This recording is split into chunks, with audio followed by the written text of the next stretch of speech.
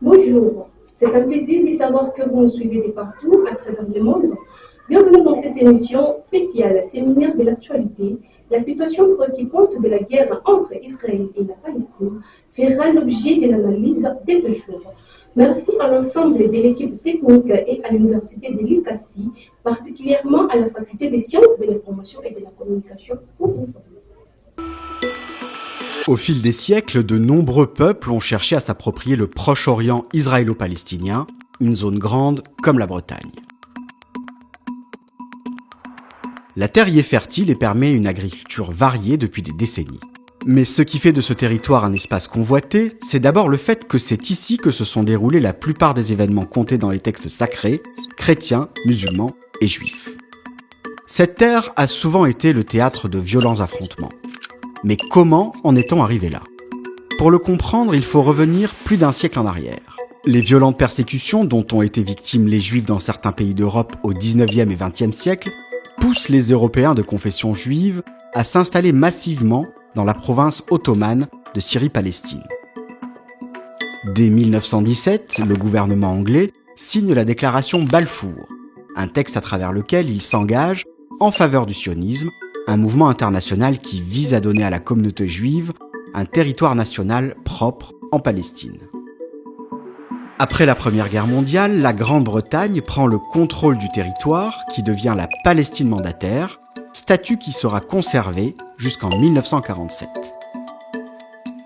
C'est à cette date que l'ONU propose un plan du partage du mandat en deux États, un juif et un arabe palestinien, avec la ville de Jérusalem sous contrôle international.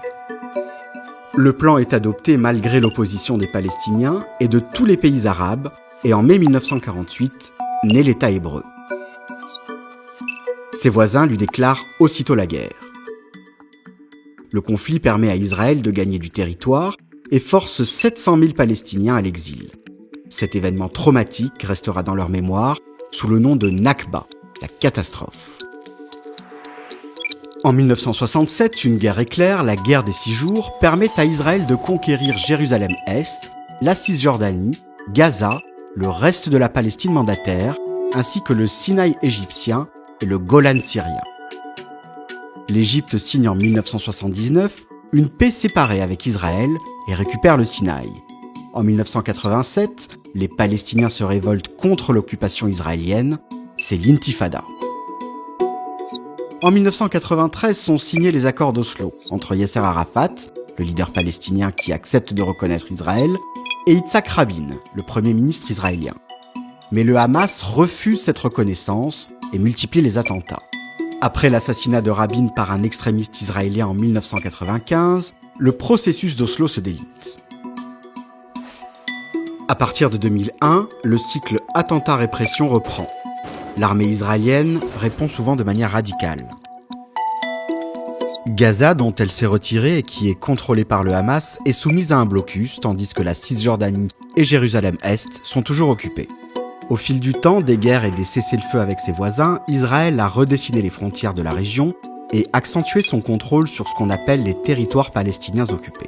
Cela signifie que la Cisjordanie et Gaza sont des zones habitées par des Palestiniens, mais de nombreuses colonies de peuplement israéliennes y ont été construites. Ces colonies ont été réprouvées par la communauté internationale. Depuis des décennies, l'ONU et plusieurs pays du monde ont tenté en vain de négocier un accord de paix qui n'a jamais paru aussi éloigné. Le conflit israélo-palestinien est un conflit territorial et politique qui oppose Israël, un État créé en 1948 sur une partie de la Palestine mandataire, et le peuple palestinien qui revendique un État indépendant sur les territoires occupés par Israël depuis 1967, à savoir la Cisjordanie plutôt, Jérusalem-Est et la bande de Gaza. Un nuage de fumée noire en plein cœur de Gaza. L'enclave palestinienne vient d'être la cible ce jeudi matin de nouvelles frappes aériennes israéliennes. Des raids qui ont causé ces derniers jours la mort de dizaines de Palestiniens, notamment dans le sud du territoire. Image ici d'un enterrement à Khan Younes. C'est la riposte de l'État hébreu au tir de roquettes en provenance de la bande de Gaza, pas moins de 1500 depuis lundi selon Israël. Des roquettes tirées majoritairement par le Hamas, la plupart ont été interceptées par la défense antimissile israélienne. Mais pas toutes. Exemple ici à Sderot ou dans cette banlieue de Tel Aviv. Il y a eu des moments effrayants. Par exemple, quand j'ai vu un père sortir avec ses enfants d'un appartement sombre avec une lampe de poche sur la tête, lorsqu'une maison en dessous de chez lui a été touchée par un missile. C'est effrayant. De son côté, le groupe islamiste Hamas dénonce la mort de nombreux civils, mais aussi de plusieurs de ses commandants, dont le chef de sa branche militaire à Gaza. Sur place, des immeubles entiers ont été pulvérisés par l'aviation israélienne, comme cette tour, la tour Al-Shourouk, qui abritait une chaîne de télévision créée par le Hamas. L'armée israélienne a également mené un raid dans la nuit contre un bureau des renseignements de l'organisation islamiste. Des raids meurtriers. À l'hôpital, les ambulances défilent. J'étais assis devant une épicerie et soudain, un missile s'est abattu sur nous, faisant 2 martyrs et plus de 8 blessés. Cette escalade des tensions se poursuit. Israël a déployé ce jeudi infanterie et véhicules blindés pour soutenir ses chars déjà amassés à la frontière avec la bande de Gaza. La dernière incursion terrestre israélienne dans l'enclave palestinienne remontant à 2014. Les principales causes du conflit comprennent les revendications territoriales, les différends historiques, religieux et culturels, ainsi que les questions de souveraineté et d'autodétermination. Le conflit a donné lieu à plusieurs guerres, révoltes et violences entraînent des pertes humaines très importantes de deux côtés. On ne comprend pas toujours qui fait quoi dans l'Union européenne, surtout quand il s'agit de diplomatie. En théorie, le domaine de la politique étrangère relève des États membres, du président du Conseil Charles Michel et du haut représentant Josep Borrell. Le problème, c'est que la présidente de la Commission semble l'avoir oublié.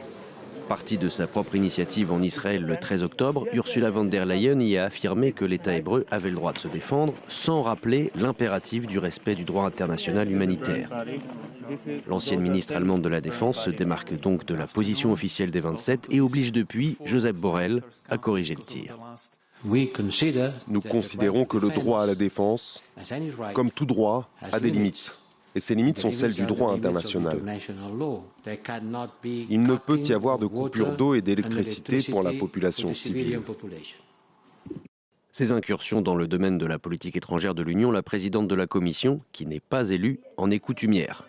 Sa relation avec Charles Michel s'en trouve dégradée et l'Union européenne prend des allures de cours d'école quand Ursula von der Leyen décide d'éjecter le président du Conseil de la photo qu'elle poste sur ses réseaux sociaux à l'occasion d'une minute de silence observée en hommage aux victimes du 7 octobre.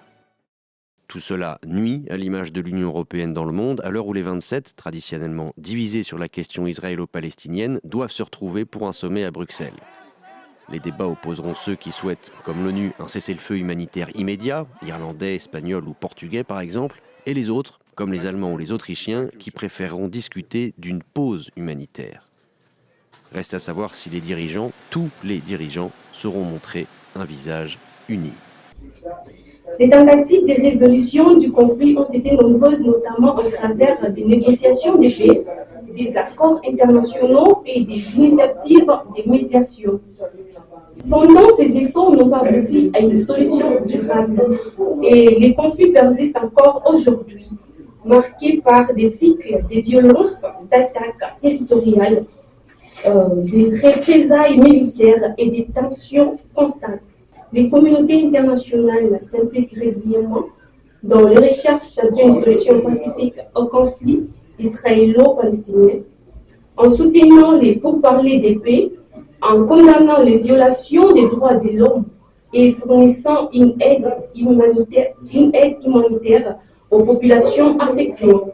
Malgré ces efforts, les résultats du conflit restent un défi majeur en raison de sa complexité et de la profondeur des divisions entre les deux parties. C'est la fin de notre émission. Merci à vous de nous avoir suivis avec une attention particulière. À la prochaine. Ciao.